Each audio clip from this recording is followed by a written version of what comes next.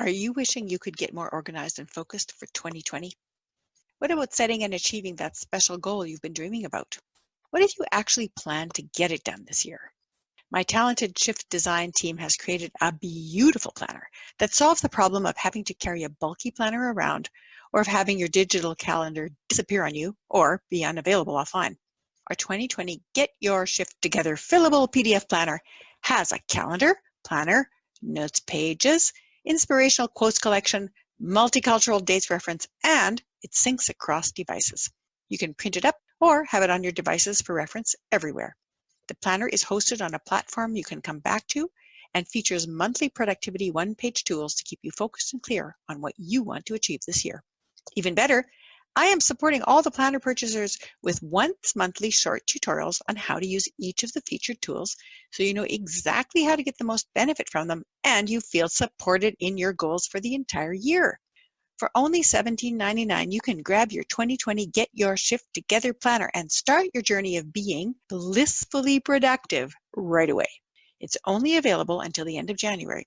So to get yours now, go to shiftworkplace.co/digital planner. That's shiftworkplace.co/digital planner and click Add to Cart.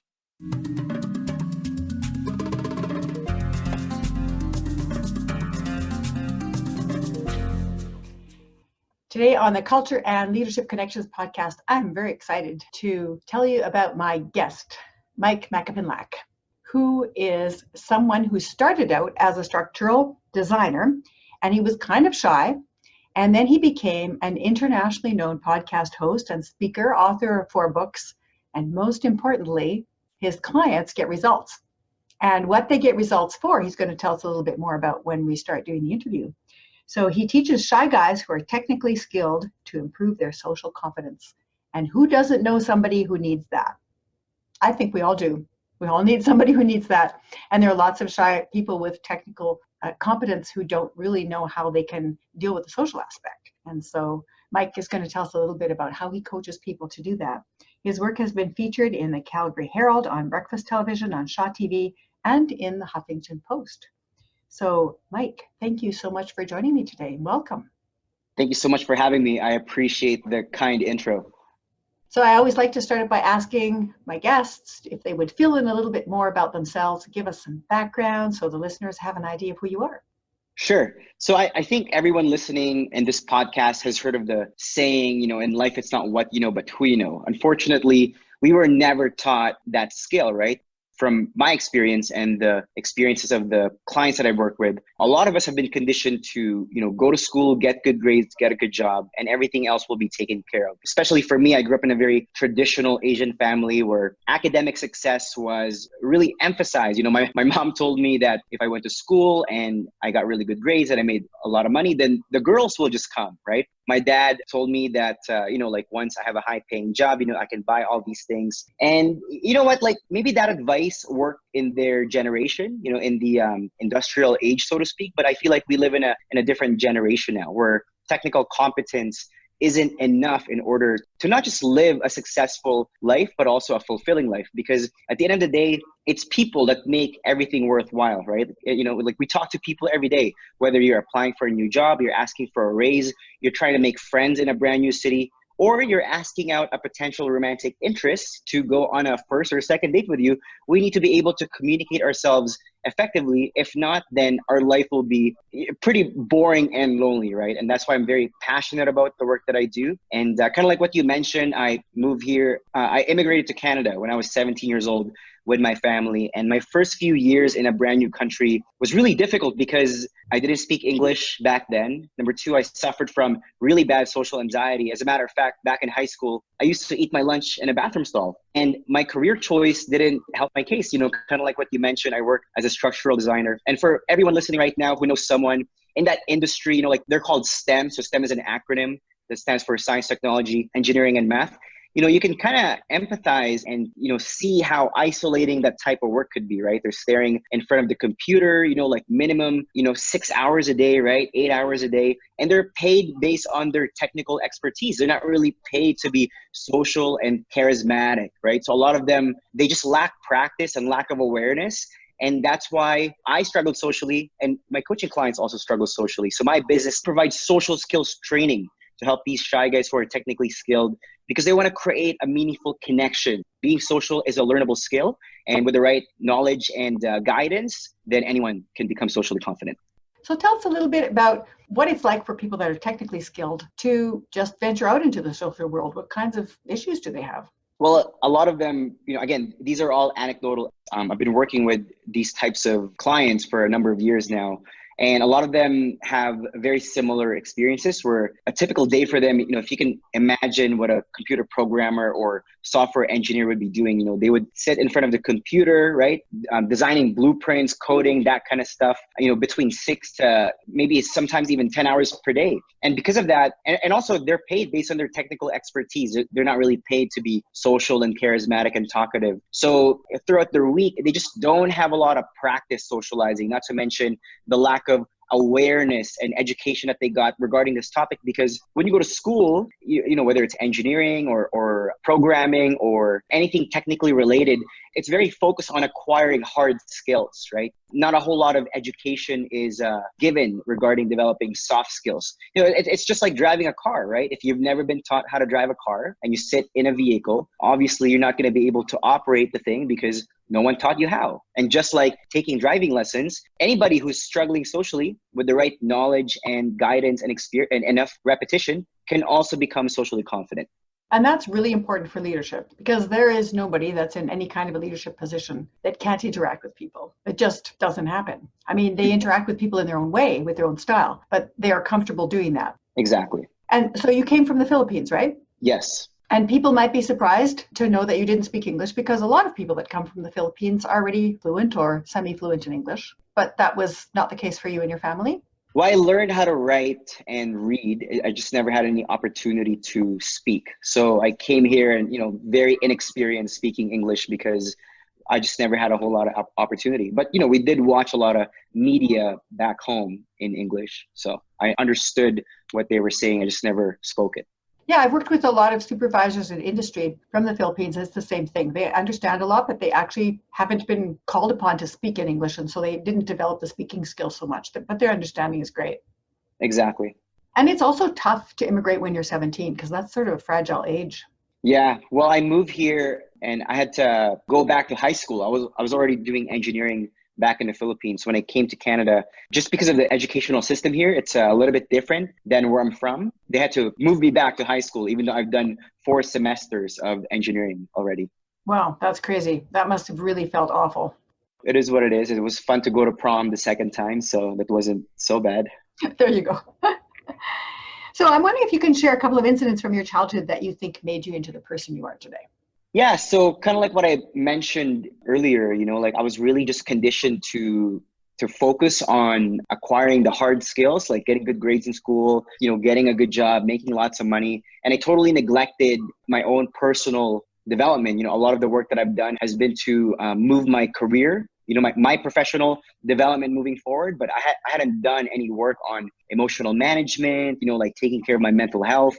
Communicating myself effectively, that was a big one. And as a result, when I came to Canada, the first few years was just really tough. No one taught me how to assimilate, very similar to immigrants who come here. I just got stuck with working low-paying jobs just because that's what everybody else was doing. And then it wasn't until I started reading personal development books that I was able to understand that, I can change the way I think, or I don't have to be stuck in this position. So from the groups that you were born into, can you say what might have influenced your sense of culture? Because we always bring culture with us everywhere that we go. We bring our roots with us and also whatever we've learned. So what would you say has influenced the way you see the world? So I would say that my upbringing really influenced me. I grew up in a very respectful and loving and hospitable culture. So, very friendly, respectful to elders, stuff like that, very accommodating with other people, to a fault. Sometimes I feel like I'm too nice and would go over and beyond to make other people happy. So that was an interesting trait that I developed. So I had to almost learn how to kind of pull myself back a little bit and establish boundaries, especially living in Canada now, right? And, I work from home. I've traveled and lived in many different parts of North America. And it's so interesting to see the dynamic and culture that every city has, from staying in Austin, Texas to living in Toronto, Canada, Vancouver, LA, New York. Like, they're all so different. I think it's really important to understand who you are and your identity and your culture, but at the same time, not being afraid to expand, and assimilate, because at the end of the day, if you want to create connections with the people around you, you need to understand where they're coming from as well, and adapt some of the things that they do if you want to be accepted and fit in a good way. People often don't like to use that word assimilate, but when you think about it, it comes from the word similar. And you usually have friends with people you have something similar with. If you meet somebody you have absolutely nothing in common with them, it's probably impossible that you ever have a friendship with them. So something has to become similar. Doesn't mean everything needs to be similar, but some things you need to develop similarities with, and that involves some adapting for sure. So you would say then that being hospitable, being friendly, being accommodating, that those are all traits that you brought with you, right? Respectful too. Like, I noticed that. Yes. Yeah. At least the Filipinos that I know are very respectful with their elders and everyone around them. So very, very much so. And so then what about groups that you joined? So for example, there would be professional groups, there would be even the podcasting group, there'd be other kinds of groups that you've joined, or cultures that you lived in different cities and different states and places in North America. There would be some things that you probably adopted into the way you did things. And for sure. So like, again, growing up, I didn't know that there were other options. I thought that, you go to school, you work for 40 years and then you retire at 65, right? That was like the idea that was presented upon predominantly when I was growing up. And then as I became parts of many diverse groups, I started to understand that there's other ways of going about life and even career, like I tell people what I do, especially in my community. They're all like, how did you get into that? Like, did you go to school for that? Or like, did you get any training for that, certification? Like, they just can't wrap their head around that you can have the type of career that I have, right? And in my social circle, it's fairly common to be able to transform your expertise and your life experience in a service that'll enhance other people's lives, publishing books, having a YouTube channel, creating an online course, stuff like that. That was very different. That was very foreign with my, like Filipino friends, but with my other friends who I'm part of many entrepreneur groups, that's like the norm. Everyone's doing it and succeeding. So how did you get started in doing this online business? Because you started with personal development, you were reading books and you started to make some changes, and you must have seen some results yourself first, right? Yes. And so what kinds of results did you see? What changed? Yeah, so I went from just being the guy who felt like I was always missing out and not being able to partake in many different social activities. Like I'd be the guy who would stay at home on a Friday, Saturday night, wishing I couldn't go out and mingle with people. I didn't have a lot of close friends. My dating life was non-existent.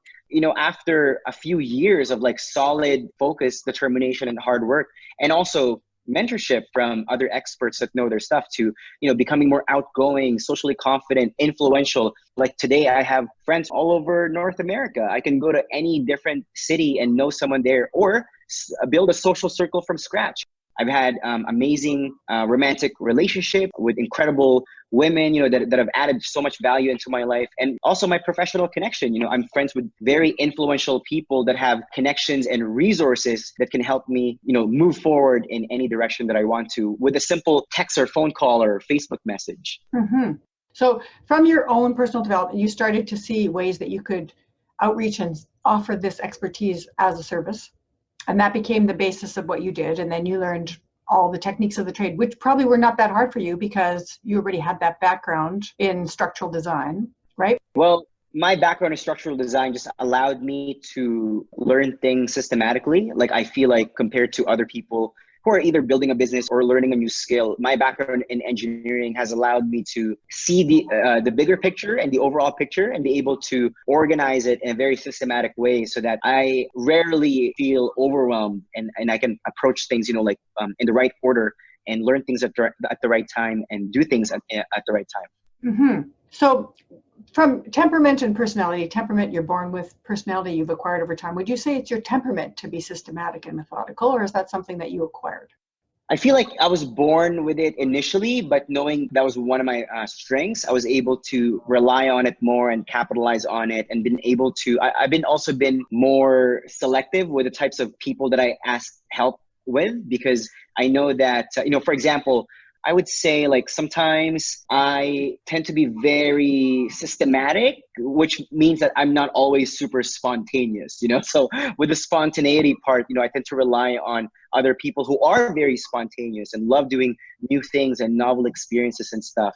And then, when they hang out with me, a lot of them have mentioned that I'm like the voice of reason. I provide order and organization with a lot of the things that they're confused about. So it's a win-win for both of us.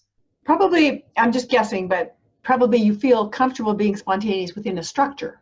I agree. You know what? That's actually a really good point. Yes. If it's scheduled, then I can be spontaneous. Yeah, because you seem very spontaneous right now. And it's a structure of something that you're familiar with and you know what to expect. So you can be free within that structure. Exactly. Anything else that you would say you were born with that you bring to who you are? Definitely hard work. I feel like that's a very cultural thing. I grew up in poverty. I grew up in a small farm back in the Philippines where we didn't have running water. We didn't have constant electricity. I'm no stranger to hard work. I lived in a hut with 4 other families, right? And I was the oldest out of all my cousins. And, I'd be the first guy to wake up and, take 2 empty buckets to the well, you know what I mean? Like get water, bring it back to the household and stuff like that. So I feel like, hard work is something that I'm not afraid of. And I feel like that's why I've lasted as long as I have, with reverse running my business. Because even though, again, I wasn't born with a lot of natural talents, my ability to organize things and also my persistence and hard work, I feel like has taken me a long way. And your ability to take on responsibility. Yes. Because if you were the oldest of all of those cousins, and you're the first person up, and so people would expect you to be responsible, but you also then accepted that mantle of responsibility and said, yes, that's who I am. I am a responsible person. Totally. So what would you say has changed as you evolved in your personality? What have you adopted? Yeah, so I definitely these days I feel a lot more vulnerable and open. I'm able to tap into every parts of my emotions. The old me would have just repressed feelings and say I'm fine or I'm okay and never speak up. I tend to be, I'm not a very, very confrontational person. So sometimes even, I want peace and order, and that comes with a price, right? Sometimes, I've been taken advantage of in the past. I've been guilty of people pleasing. So I feel like now I've again, because of my ability to communicate myself and also be able to manage my emotions well, I'm able to speak my mind in a way that still builds relationships instead of, offending people and coming across as someone, crass or insensitive. It seems to me that you're very self-reflective. And that self-reflection, I'm not sure if you had that earlier or if that's just become bigger and better, or if it's something that you just adopted as you realized that what you already knew wasn't serving you. That's a good point. So I've definitely taken a lot of personal development courses. And again, like with the environment that I was a part of, journaling was a big practice that they had. Throughout my life, I've always had an accountability partner of some sort. So I always learn from other people who are better, smarter, and more experienced than me in one way, shape, or form. And a journaling practice was passed on to me when I was living in Vancouver. This was about, 5 years ago. And that journaling practice were in the morning, I would meditate, practice my gratitude, and then middle of the day, like I'll write about my lessons, my wins, and then end the day with gratitude. And then just some freestyle writing. I've been doing that fairly consistently. I say like 98, 99% of the time. And I feel like that's allowed me to really develop a high sense of self-awareness, because there's something therapeutic when you write something with your hand, not just type it, right? And also you have the ability to go back to a few months ago and see how much you've changed and like what you were thinking back then. And, progress is so encouraging when you can see it. You can see your progress and you can also see patterns. Mm-hmm. Yeah. And I think people often forget that they've made progress. And if you're journaling, you can see where that progress is. Yeah. It's a great practice to recommend and continue to do. And I like the way you explained it too. So can you recall a time when you were aware that there probably are lots of them, but aware that your cultural understanding of the situation was not what everybody else did? For sure. So again, like I'm just referring to my culture, being Filipino. Things happen a lot earlier back home. Like a lot of my cousins who are younger than me, right? Like during the time of this recording, I'm 33. I'll be 34 in August next month, and my cousins are like still in their 20s, and they already have like kids, right? 2, 3 kids, stuff like that.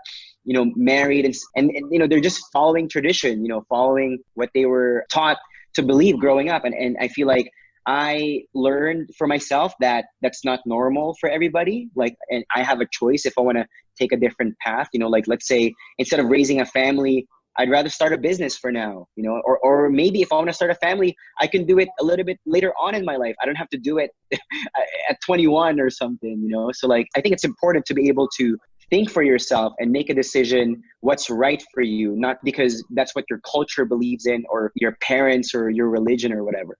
So about questioning tradition and not just accepting it blindly is what you're saying, right? Absolutely. But what I'm talking about is a little bit more vulnerable. So you were talking about being vulnerable before. Is, for example, when I lived in Japan for several months, and I had this idea that I was easily adaptable to any type of diet, that I could just go to a country and I would just enjoy the food. And I had a complete breakdown, a food breakdown. After 6 weeks in, I couldn't eat any of the Japanese food without throwing up. And I was just so ashamed of myself. I thought, man, this is terrible. And then the way people interacted in Japan, I just couldn't seem to get used to it. And I thought I was doing okay. And I was learning that all of a sudden my Japanese stopped. I couldn't remember the Japanese. I was throwing up from the food and I couldn't interact with anybody. And I thought, you know what? I thought I was adaptable. But you know what? There's a point where I'm adaptable and then I'm not anymore. And what I learned from the Japanese was to just wait, observe, be respectful. And I spent a lot of time doing that. And that was a whole system shock for me. Have you experienced anything like that? I would say yes. I would say like just 3 to 4 years being in North America, because I feel like the culture here is a lot different compared to the Philippines. Dating, for example, right? That's actually a really good example because back home, let's say like I like a woman, how we go about doing that is I ask her parents for permission to court her, and in North America, that's not how you do things, right? So dating was something that's really interesting for me to learn, like it's very different than what I was used to. Same with making friends, right? Like, and even the way guys communicated here, it's very different than the way we communicated back home. So, very similar to what you said, I had to observe and pay attention to how people did things. If I wanted to assimilate and be able to connect with these people, because I live in Canada now, I feel like a lot of people, when they move to a new country, they stick within their own little bubble, right? And they never expand out of that. But that wasn't the experience that I wanted. So yeah, I had to pay attention to how people did things around me. That's great. So I was going to ask you about connections between leadership and culture. So really, you have become a leader in the field. Like you become a thought leader. You have practical tips for people. You're able to earn a living entirely based on the expertise that you learned for how to develop confidence. And so, how does that relate? Like how have you become a leader in the field, would you say? So a lot of my students who enroll in my program, I feel like they really resonate with my story. So again, that's when vulnerability comes into play, where I've been able to embrace, parts of my past that I initially thought were embarrassing. And I've been able to use those stories to level with people, to relate with people, to make them feel like, wow, like what they're going through is totally normal and they don't have to be stuck in that situation. So I feel like my culture has given me a unique point of view and almost an edge in my marketplace, because a lot of people who are teaching social skills and people skills and stuff, they're from North America, right? Tall, white, blonde or brunette, whatever, and they have very valid perspectives. However, there are nuances, especially from people from India or Philippines or China, Vietnam, that only another immigrant can understand. So I feel like my culture has provided me with a unique perspective and point of view in my space, which, has allowed me to attract a very specific demographic. And quite frankly, there's a lot of them, right? There's a big, the pie is big and everyone can have their own slice. I think that's great, the way you talked about being self-aware and understanding what gifts your culture and your background give to you is what really you have to offer to the world, and that there are many other people that will identify with that. And the immigrant experience is something that if you haven't immigrated anywhere and you've never had to find work somewhere, and if you haven't had to negotiate your place in the world, you do not know what you're talking about when it comes to giving advice to people. Like you just don't know. You've got a narrow experience that's really based on you being in control of your world. And, you don't have to adapt. Other people adapt to you. Really not the same thing. Exactly. I totally agree with that. Yeah. So I want to hear a little bit more about the confidence building program, coaching, courses that you offer to people. And tell me also a little bit more about your demographic that you were mentioning. Sure. So the program that I created is specifically made for STEM professionals. So like what I mentioned earlier, STEM is an acronym that stands for science, technology, engineering, and math. I find that that demographic has invested a big portion of their lives, acquiring technical skills. And as a result, they've totally neglected their soft skills. And I've experienced that firsthand, like, again, being an immigrant and also working in the industry myself. So my program is 12 weeks long. It's called the Social Confidence Blueprint. The goal of the program is to teach STEM professionals the fundamentals of what it takes to become socially confident. And there's 5 parts to it. The first part is mastering your mindset, right? So setting clear goals, understanding your limiting beliefs, and developing a positive self-image. The second part of the program is creating a great first impression. You and I both know that you never get a second chance to make a fantastic first impression, right? And you're in control of the types of messages that you send based on your body language, your vocal tonality, and also the way you dress, right? The third part of the program is managing anxiety. So understanding, like how to control yourself emotionally, calm yourself down in social situations that would otherwise be uncomfortable. So like an interview, networking event, a first date, so and so on and so forth. And then the fourth part, which a lot of my students love, is we talk about storytelling. How do you talk about yourself in a way that's engaging and interesting and also authentic, right? Because at the end of the day, if you can't do that, you can't make connections with people. And then lastly, I help my students design a social life that's congruent to their values, because I'm under the belief that mutual interest is the foundation of every great relationship. It's so much easier to spend time with other people who like the same things as you. So why not design a social life around your hobbies and interests so you can do what you love and meet people along the way. And that's basically it. A lot of students from all over the world have taken the program, from India to Australia to the UK, tech-heavy cities in the US, like Seattle, San Francisco, different cities in California, and also Toronto and Vancouver, and some in Calgary. And I do it all online, and the students get amazing results. In fact, I've had 5 students get married already. I've been invited to my first Indian wedding and Chinese wedding. And the work is really rewarding. Seeing people transform is one of the most beautiful things anyone can ever see. So let me ask you another question. Would you say that most of the people that are coming to you are looking for help with romantic relationships, or with jobs, or with just making friends, or is it some combination of the above? It's all 3 in the hierarchy of friends first, romantic interests after, and then third one would be professionally related. But a lot of the students who take the program are lonely and they don't have any friends to spend time with. And that's a big pain point that they have. Yeah, so that loneliness is really the key part. I'm almost thinking this practically needs to be obligatory for everybody that goes to university, because people go to a college or a university and they're very lonely, very isolated. They don't know how to reach out, and any of the circumstances that they choose are often really unhealthy, and doesn't really get them to any kind of a place where they can have a healthy relationship with somebody. So, and I have done a number of workshops for APEGA, which is the Alberta Engineering Association. And I was at the conference last year, and I was doing a piece on the soft skills you need to make a career transition. And it was packed. There were people like standing in the back, and I was like so surprised. I thought, this is an engineering conference. Why would they even think about coming to it? And so I asked one of the organizers, why was my workshop so full? And she said, oh, the soft skills ones are always packed because people know the technical stuff already. And I thought, oh yeah, that never occurred to me, but it's true, right? So she said, now we're offering more soft skills things that are at our association meetings than we are technical stuff, because people can always learn the technical stuff, or they have it already. Totally. But the soft skills are not taught by anybody. So we have to bring it in. Well, if they need another speaker, let me know. I'm going to recommend you to them. Thank you. So Myke, it's been really great. I just wanted to end with a couple of things. One is, if you were going to be employed by somebody and you could say, listen, this is how you can work best with me, what would you tell them? Oh, that's a tough question, because I don't know if I'll ever. I know. It's like switching the tables a little bit, because you would probably be employing others. But to answer your question, the best way to communicate with me, the first thing that I appreciate with someone is when they ask for, especially if it's a sensitive conversation, is to ask for permission first. It's like, hey, there's something that I want to talk about. It's sensitive matter. Would you be open to have a conversation around it? So I think permission is number one. The second thing is explain to me like why this is important to you and how this makes you feel, right? And how this affects you. And if we have a relationship or a friendship, how this would improve the friendship. And then the third thing is to tell me like specific things that I've done that you feel like could be improved on, or, things that I did well, stuff like that. And then lastly is, what's the call to action? What are we going to do to resolve this issue? Or if it's like a compliment, then, obviously keep doing it and stuff.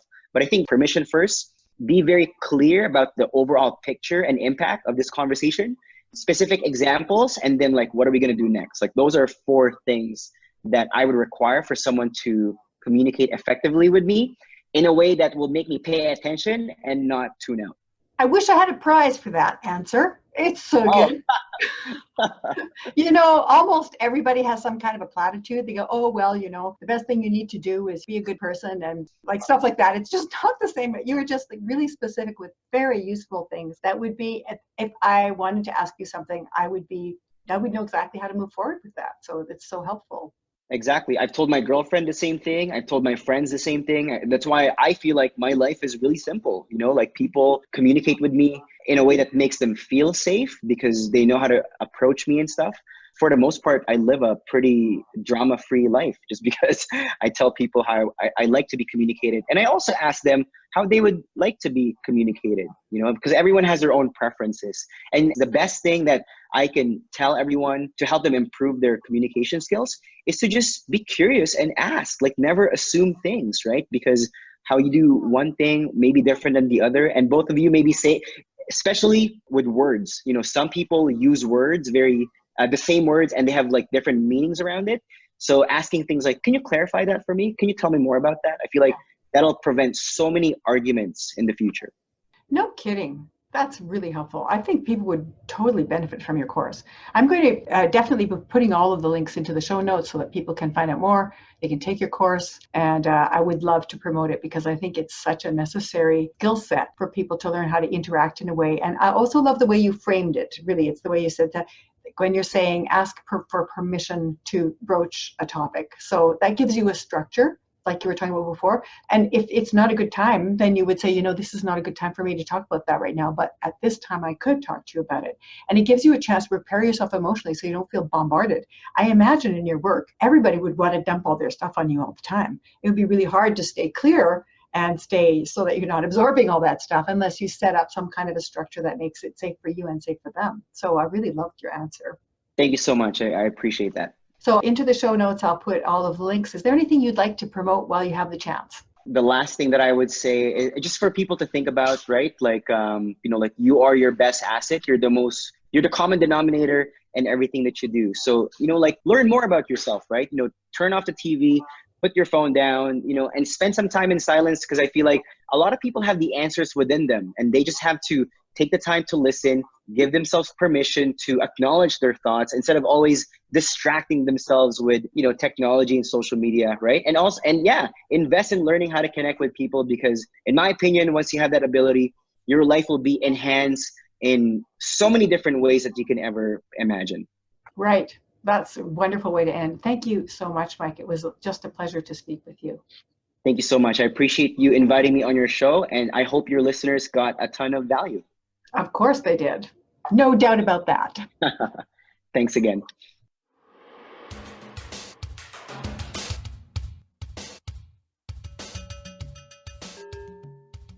Myke Macapinlac has transformed shyness and lack of social confidence into a strength that wins him the trust of hundreds of men in technical industries, longing to overcome loneliness and fear of social interaction. His flourishing business shows how much his courses and coaching for social skill development are necessary in our world today. Talking to Myke, I would never have guessed that he had years of shyness to overcome. He is certainly a confident and poised business leader now. Yet in his thoughtful responses to structuring communications, so he and the other person can feel safe and free to express themselves, I really learned the importance of sensitivity to context and the nuances of emotional care, especially for those who are technically proficient. I'm sure you enjoyed this conversation with Myke Macapinlac, and I encourage you to check out his site, socialconfidencemastery.com. Thanks for helping us spread the word about the Culture and Leadership Connections podcast. You can leave a review on Apple Podcasts, on our Work and Culture Facebook page, or send me an email about the episodes that personally touch you. go to marie@shiftworkplace.com to send that message. Thanks for listening, and may cultural connections continue to broaden, deepen, and inspire your world.